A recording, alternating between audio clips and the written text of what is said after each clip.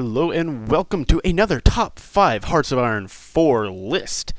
So this list will be the top 5 easiest countries to play as. Now this list is going to be mainly meant for beginners who might be new to the game, looking for an easy introductory country to play as. Or perhaps you're just retarded and can't figure out how to win a two-front war as Germany. Well, this will also be for you. Either way, whichever one you might be, I hope you enjoy. Let's get right into it. Alright, number 5. 5 is Japan. So Japan starts off the game with a very strong 71 divisions, that's quite a bit at the start of the game. So, on top of that, Japan also starts out with a very large navy. Over 100 ships. Not the biggest at the start, but it is much bigger than most other countries at the game. And they also have a good mix of carriers and battleships and all sorts of stuff as well. Cruisers, submarines. If we take a look at the Air Force, pretty decent-sized Air Force as well. So Japan has a pretty strong military all around at the start of the game. And of course, their main part of Japan, if you are just completely unaware of all sorts of geography, is an island. And islands, of course, the AI has absolutely no clue how to invade, really. Industry-wise, Japan starts off with a decent amount of factories and naval dockyards. The one problem that they might face is room for expansion. You don't have a whole lot of provinces, but some provinces do have quite a bit of space. So resources-wise, they're doing okay. They got a lot of chromium, a bit of steel. Their main problem is going to be oil and rubber. You'll have a hard time creating a air force as well as ships and tanks just because you don't have oil for all that. Now the other good thing about Japan is that they start off as the puppet master of Manchukuo and Manchukuo. So, Manchukuo, really pretty much useless, but Manchukuo, they can be quite helpful.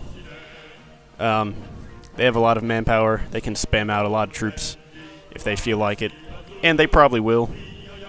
Now Japan's only downside is the fact that you probably will have to fight China, maybe the Soviet Union, but because of their strong military at the start and the relative weakness of China, as well as the fact that the Soviet Union will be occupied with Germany, that's why Japan gets into this list. Alright, coming in at number 4, the United Kingdom. And like Japan, if you're noticing a common theme here, also an island, which means you will be protected mostly from the AI. Of course, the British, their navy is also quite large. Over 100 ships, I think reaching 200, if I'm not mistaken, perhaps surpassing 200.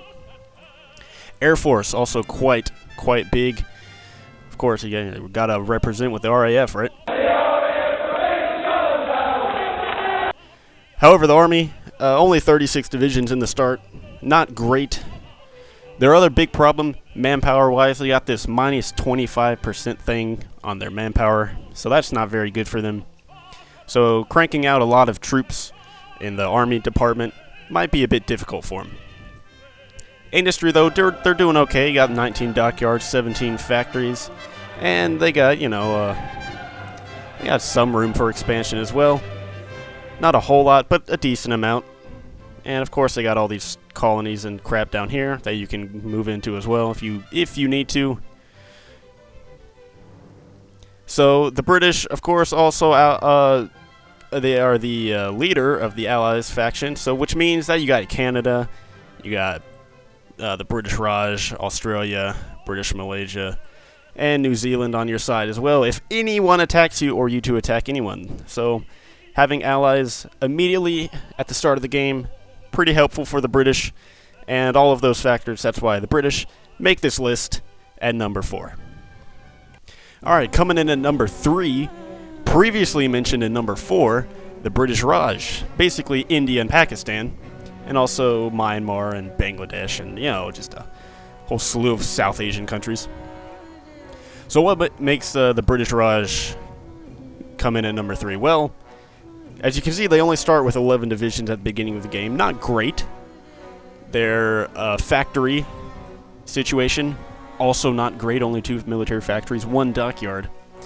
But they have a lot of room to build more factories. Now, their provinces don't have a whole lot of space, but they make up for it with just the number of provinces that they have. But what really makes the British Raj easy to play is if you take a look at the countries surrounding them: Iran, Afghanistan, Tibet, Nepal, Bhutan, Siam, and then the Chinese, who are going to be completely occupied with the Japanese. Well, I mean, who's hard to fight? You know, you can take on any of these people, really, except maybe China in the beginning of the game. Later game, you could easily take on the Chinese when they're preoccupied with their war. Let's take a look. Even on volunteer only, 4.82 million manpower. I mean, you can just spam out troops for absolutely days on end, as many troops as you want. You got just a horde of Indian soldiers to throw at the enemy, which will make any AI, that'll just wear down any opponent, really. Except, again, maybe the Chinese. But let's take a look at their resources as well. So in spite of not having a whole lot of factories, the Indians are doing quite well in the resource department. They got a bit of steel. A lot of tungsten is one of their biggest strengths. And, you know, a slew of other stuff as well. Some chromium here and there, and a bit of rubber as well. So the Indians have a decent start. A decent start for, you know, building up later into the game, in spite of not having much stuff actually early ready to go. But because of the fact that you're surrounded by all these crap countries, that's why India makes number 3. Alright, number 2, the Soviet Union. So the Soviet Union begins the game with a whopping 138 divisions. That is a lot. That is a lot of troops immediately ready to go to war. And if we take a look at their resources as well, the Soviet Union is just rich in pretty much everything. They got oil, steel, chromium, tungsten. Really, the only thing they lack is rubber. So maybe making planes might slow you down, but pretty much everything else they can just crank out in massive numbers. Their Navy is probably their biggest issue. Not a huge Navy at the start of the game. Air Force is alright. Pretty good, actually. So they're covered there. But really, I mean, the Soviets don't have to do a whole lot of naval fighting, to be honest. They're just all land border, pretty much, except here in the Far East. But the Soviets, they come in at number 2, mostly because you're going to have to deal with the Germans at some point in the game, most likely, and possibly the Japanese. And having 2 powerful enemies, perhaps fighting a 2-front war, well, that puts the Soviets in number 2. Even though you might have an easy time doing it, you know, you still have to focus your attention. So, all those factors make the Soviets pretty easy to play, but not quite number 1. Alright, and number 1, we have the United States of America.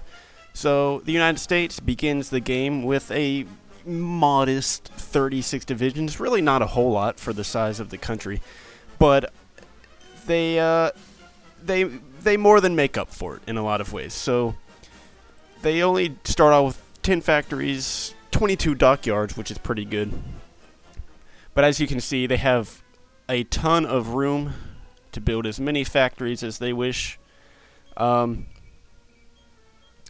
top of that, they have just an extreme amount of natural resources. They got oil and steel for days as well, so they can pump out ships and planes and tanks and all sorts of fine toys to play with. Now, if we take a look at their Navy, it is quite large. They start off with well over 200 ships in their fleet at the start of the game. So their Navy is no joke right off the bat. Air Force, also pretty decent size as well at the start of the game, though, you know, of course, like everyone else, it is outdated already. So yeah, and if you take a look here, United States only borders Canada and Mexico, who are, of course, no threat and easy opportunities to expand. If you want to expand more into North America, you can also expand down in the Caribbean. So the United States is protected by 2 oceans, surrounded by very weak countries, has a ton of industry, a very large population as well, and that's why it comes in at number 1.